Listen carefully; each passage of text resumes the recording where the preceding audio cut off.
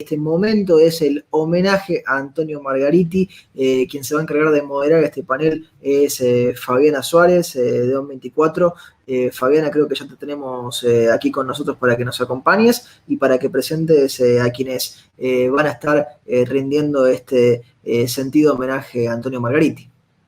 Muchas gracias, Garrett. Sí, estoy dando ya la bienvenida a Roberto Kachanowski, Charlie Bermejo y Laura Margariti. Bueno, obviamente todos lo conocen a Robert. Todos, obviamente, bueno, Laura Margariti, su hija. Carlos ha sido un compañero inseparable en los memorables mediodías de Canal 3, en el programa de 12 a 14. Y bueno, obviamente Roberto le ha dado un espacio especial a Antonio desde hace muchísimo tiempo en su portal Economía para Todos. De mi parte, un saludo especial, por supuesto, a Laura, a su familia, y un reconocimiento desde Fundación Libertad. Lo conocemos, quienes arrancamos de cero en Fundación Libertad, lo conocemos a Antonio desde que, bueno, en mi caso, desde que tenía 21 años, un hombre que ya en aquel momento era una genialidad, estaba en el pico de su carrera, no solamente profesional, sino como un gran comunicador, el hombre que llevó nuestras ideas a la masividad, es el hombre que, a diferencia de lo mejor de muchos intelectuales, logró pinchar esa burbuja cerrada que generalmente tienen algunos ámbitos académicos para lograr la masividad en la televisión abierta. Y él estaba compartiendo pantalla, a lo mejor, con un notero de Canal 3 que cubría algún episodio, algún choque en las calles rosarinas, y después pasaba Antonio a hablar de macroeconomía, con un lenguaje que mi madre, mi abuela y obviamente todas las madres y las abuelas, los abuelos de a lo mejor de mucha gente que nos está escuchando ahora, lo recuerda con el famoso rotafolios, un elemento que en la televisión hace mucho tiempo desapareció, obviamente. A lo mejor ahora nos están escuchando jóvenes que son de la generación digital, de las pantallas táctiles. Bueno, en aquel momento no existía, y Antonio llevaba, cargaba sus hojas afiche blanco, y dibujaba y graficaba en ese caballete con el tablón y las hojas que las iba rotando para mostrar como si fuese una pantalla táctil que él deslizaba, lo que pasaba con la economía. Bueno, le doy ya la palabra a Roberto Kachanowski para que comparta este recuerdo y desde ya, bueno, por supuesto, muchísimas gracias por estar compartiendo este Congreso de Economía. Bueno, gracias, Fabiana. En realidad yo le tengo que agradecer a Gerardo haber conocido a Antonio, ¿no? Porque allá cerca de principios de los 80, 83, 84, mi hermano me dice, te va a llamar un amigo, un tipo, un rosarino macanudo que está con el tema de las ideas del liberalismo, etcétera. Ese era Gerardo, ahí lo conocí por primera vez allá por los años 80, y gracias a él, bueno, lo conocí a Rogelio Pontón, lo conocí a Antonio, y tanta gente valiosa que hay en Rosario, ¿no? Yo la verdad es que de Antonio tengo, bueno, ¿quién no tiene el mejor de los recuerdos, no? No solo tenía una gran capacidad para comentar los temas económicos, sino que además tenía una cultura tan amplia. Yo me acuerdo de las notas que mandaba y las citas que hacía. Era un hombre que había leído muchísimo y tenía una cultura general muy, muy amplia. Me puse a revisar, obviamente, algunas de las notas que él me mandó. Tengo un montón que le fuimos publicando en Economía para Todos, pero hoy vieron que se discute, por ejemplo, el tema de cuántos impuestos hay en la Argentina. Creo que ahí estamos en 170, etc. Y yo me acordaba de una nota de él del año 2009, exactamente la tengo acá, la publicamos el jueves 30 de abril del 2009, y él se había calculado la cantidad de impuestos que había, que eran 83 para las personas físicas. Estoy hablando, ¿cuánto estamos? 11 años atrás. O sea, quizás fue un avanzado en ese tema, porque había que hacer el trabajo en ese momento de juntar todos los impuestos que había, de manera que esa fue una de las tantas notas. Después, él hizo un libro y me fue mandando prácticamente cada capítulo era un artículo, ¿no? Y se lo fuimos publicando uno por uno en Economía para Todos. Así que yo, la verdad que no recuerdo ya porque publicó varios libros, no recuerdo cuál fue, pero debe haber sido en el año, no, 2010, 2012, 2014, por ahí, no recuerdo exactamente. Yo lo que puedo decir es que haber perdido a Antonio es una pérdida grande en lo personal y yo diría para las ideas del liberalismo y sobre todo en la comunicación muy de llegar a la gente. Y quiero hacer un recuerdo también en particular. Bueno, me lo cruzaba a veces en Pinamar, no sé, Laura, si siguen teniendo el departamento, a veces nos cruzamos en la playa, porque veraneaba allá.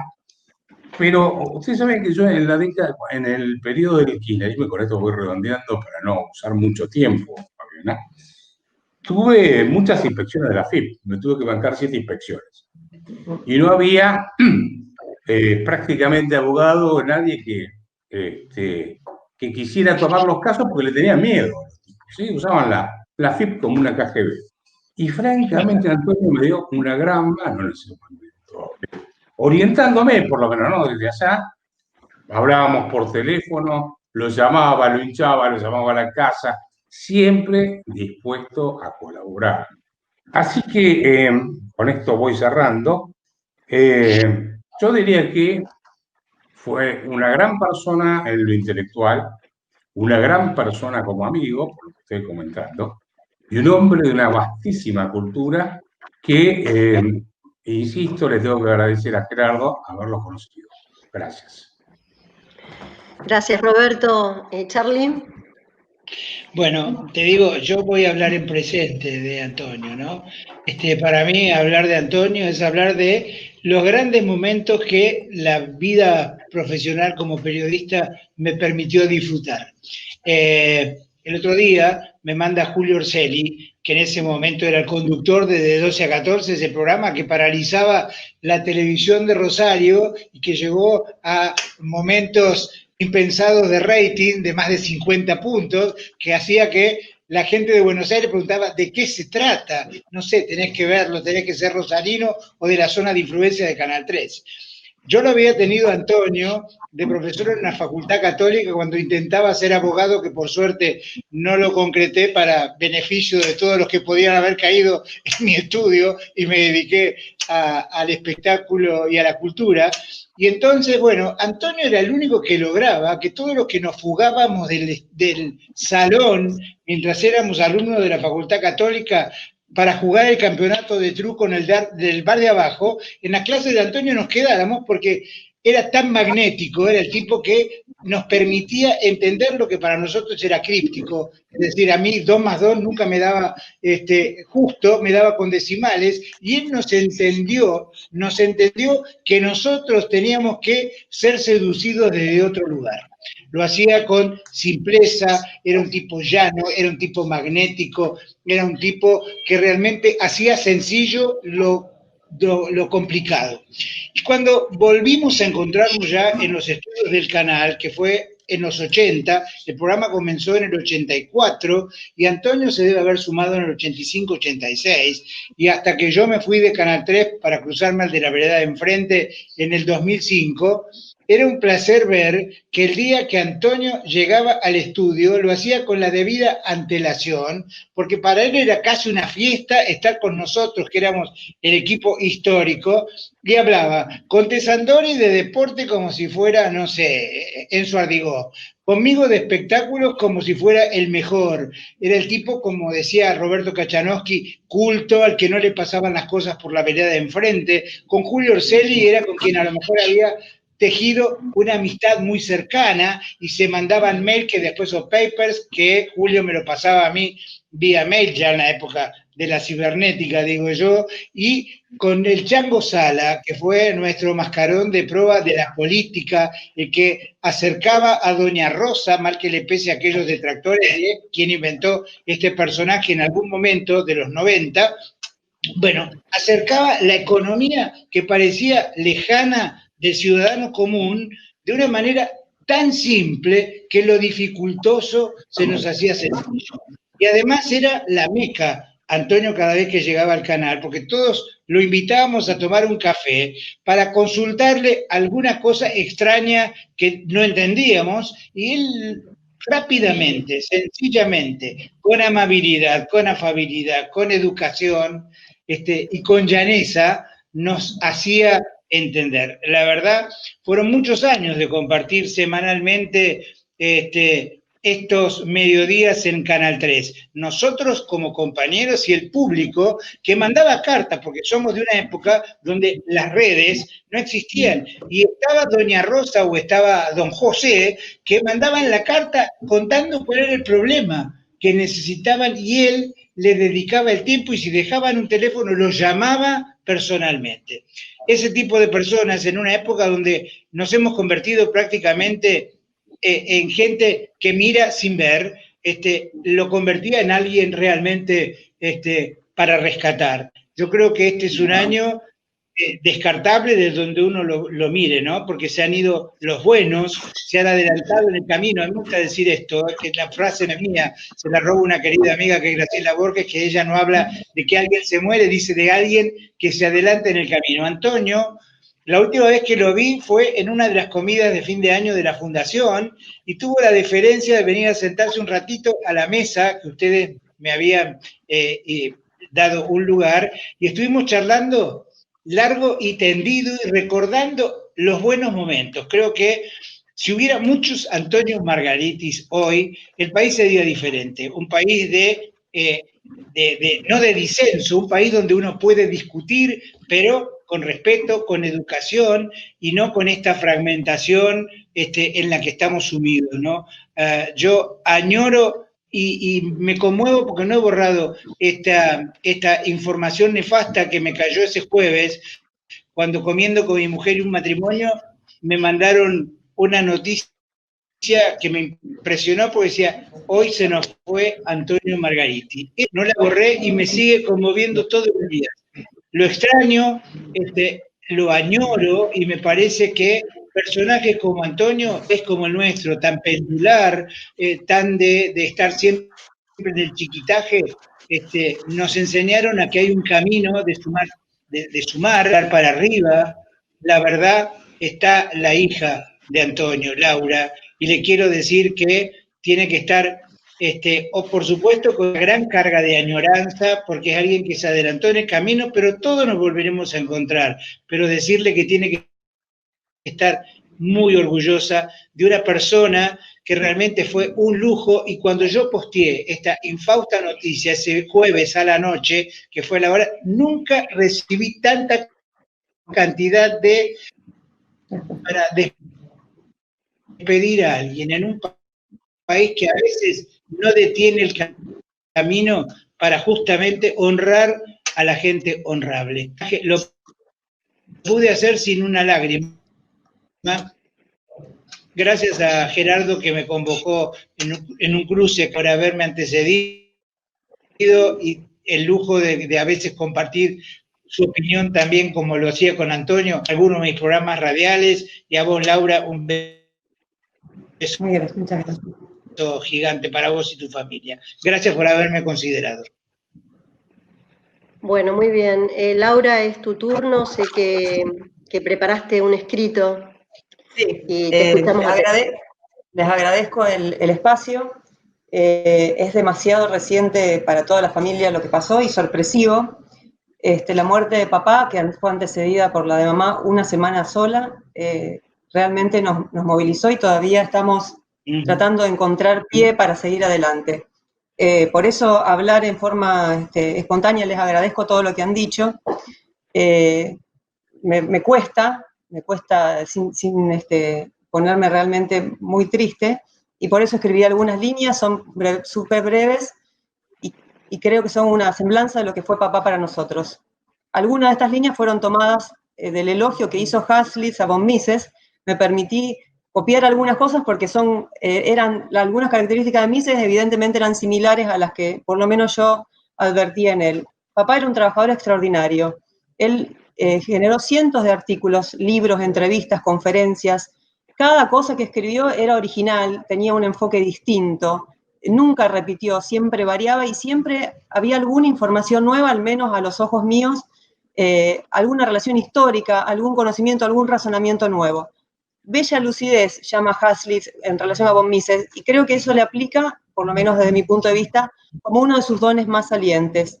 Papá tenía una mente poderosa, original. Él se caracterizó por ver la economía, como decías vos, Fabiana, no como una especialidad estrecha relacionada a los números, a gráficas duras, sino como el estudio de la acción y de la decisión humana, y eso hizo que en sus alocuciones televisivas llegara a la gente a explicar y a entender qué es lo que pasaba y cuáles eran las causas y las consecuencias de lo que vivíamos. Como veía de simple y clara la economía, como la veía producto del accionar individual de todos nosotros, entendía también que quienes la desprecian o que la desconocen, pero tienen funciones políticas en la toma de decisiones en relación con nuestras vidas, generan problemas y son incapaces de tomar decisiones políticas sabias. De ahí la crítica permanente al sistema político argentino y a la perversidad del sistema impositivo. Pero en lo personal yo no conocía a otra persona, otro hombre que estuviera tan permanentemente dedicado a su trabajo, inmerso. Mi imagen de mi papá es sentado en su escritorio, o en su oficina, o en casa, elaborando, o leyendo, o ahora en la época de la computadora, antes era escribir a máquina, escribiendo sus artículos y mandándoselos a sus amigos, a sus conocidos vía mail en estos últimos tiempos. Él fue un pensador notable. Le valieron calificaciones que muchas veces fueron dolorosas, como reaccionario, extremista, intransigente, excesivamente frontal, muchas veces inclusive de amigos. Pero estas características personales de él fueron las que llevaron a mucha gente a entender qué significaban los términos económicos que en boca de otros parecían vacíos o muy lejanos, o realidades que no tenían que ver con nuestra vida cotidiana. Mucha gente, como dijo Carlos, posteó frases de recuerdo, de respeto, y algunas hablaban de me abrió la cabeza, entendí lo que pasaba, inclusive muchas dijeron salvé mis ahorros, porque seguí sus consejos y en las diferentes crisis que nos tocó vivir, logré proteger mis ahorros. Creo que una cualidad destacable, quizá la más destacable en su vida, fue el coraje moral. Él se sostuvo solo, honradamente, con un candor intelectual que rayaba a lo fanático. Él fue buena persona, íntegra y simple, absolutamente simple. Así como le gustaba la historia, le gustaba la ciencia, le encantaba leer, la cultura de él era amplísima, nunca perdió su simpleza. Desde el punto de vista nuestro, de la familia, y acá bajo de su vida profesional para contarles algo que por ahí es más difícil de ver, él fue un hijo, hermano, tío, esposo y padre muy amado por todos nosotros. Perdón. Para sus 3 hijas, que somos Cecilia, que es la que me sigue, Inés la más pequeña y yo, era nuestro papá. Él nos enseñó el valor del trabajo duro.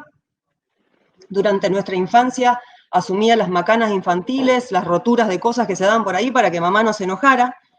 Fue el dueño de un taller de herramientas fantástico, tiene lo que se les ocurra, tornos y cosas para hacer madera, de todo, porque todo lo que caía en sus manos él lo arreglaba. Construyó en madera el pesebre que cada una de nosotros inauguró en su casa propia, las casas de muñecas de nuestras hijas, los muebles de esas casas y los arreglos de los juguetes de sus nietos.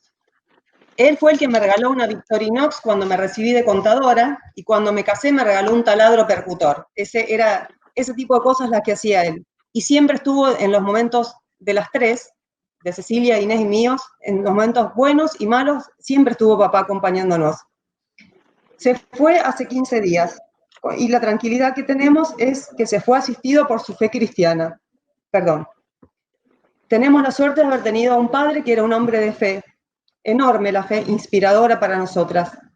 La verdad es que, para cerrar esto, no tengo pruebas, pero tampoco tengo dudas, que la parábola de los talentos debe existir en el momento que nos vamos de aquí y que el Señor, dueño de los talentos, nos pide rendir cuentas y que en el caso de papá probablemente haya presentado más del doble de los que recibió cuando empezó su viaje en esta tierra.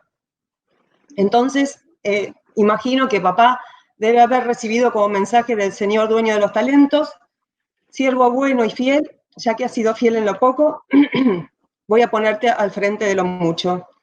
Y creemos las tres que papá está en el reino de los cielos. Muchas gracias. Muchísimas gracias, Cecilia. Sin duda, un infatigable, un valiente que, como bien decía Charlie, se adelantó en el camino que todos vamos a transitar y lo tenemos que vivir de esa manera. Y es el compromiso desde Fundación Libertad de mantener viva la sabiduría y todo lo que nos dejó Antonio, desde lo humano y desde lo intelectual. Es un deber moral nuestro y sobre todo por un reconocimiento a todo lo que hizo Antonio durante los 30 años de Fundación Libertad, pero por sobre todas las cosas en los inicios, donde, repito, éramos nosotros muy, muy jóvenes, absolutos desconocidos, y Antonio era la persona que nos abría puertas, porque justamente era un hombre ya de una gran trayectoria y reconocimiento, y fue el que confió en nosotros, abriendo puertas en forma permanente y generosa, sobre todo generosa. Bueno, muchísimas gracias a los tres, y con esto ya estamos cerrando esta transmisión, este panel homenaje a Antonio, que vivirá para siempre en nuestras vidas. Gracias. Muchas gracias. Gracias. Gracias. Gracias, Fabiana, gracias a todos. Tenemos también a Gerardo Bongiovanni, que iba a sumar algunas palabras más a este sentido homenaje que por lo menos a título individual, es difícil no emocionarnos todos cuando escuchábamos recién los relatos. Gerardo, el escenario es tuyo. Sí, gracias Garrett. Muchas gracias a Roberto, a Charlie y a Laura. Todos lograron no llorar, cosa que cuesta bastante. Yo me quiero sumar a este homenaje y a este afecto hacia la familia Margariti. Efectivamente, como decía Laura, también nos dejó María Pía, la esposa inseparable de Antonio, que también la sentíamos como una miembro de la Fundación Libertad. Yo lo conocí a Antonio a principios del 80, yo salía de la colimba y estaba empezando a pensar mentalmente la idea de la fundación, y lo llamé un día y él me recibió y siento que nunca más nos despegamos, ¿no? Él fue la persona que me habló por primera vez de Rogelio Pontón. Él efectivamente, como se decía, nos presentó a mucha gente y nos dio todo su prestigio y su sabiduría. Recuerdo que cuando escribíamos los papeles preliminares de la Fundación Libertad, íbamos al bar Natalí, que estaba frente a su estudio, con Pablo Marchetti, como un poco para tratar de recibir un poco de esa sabiduría de Antonio, ¿no?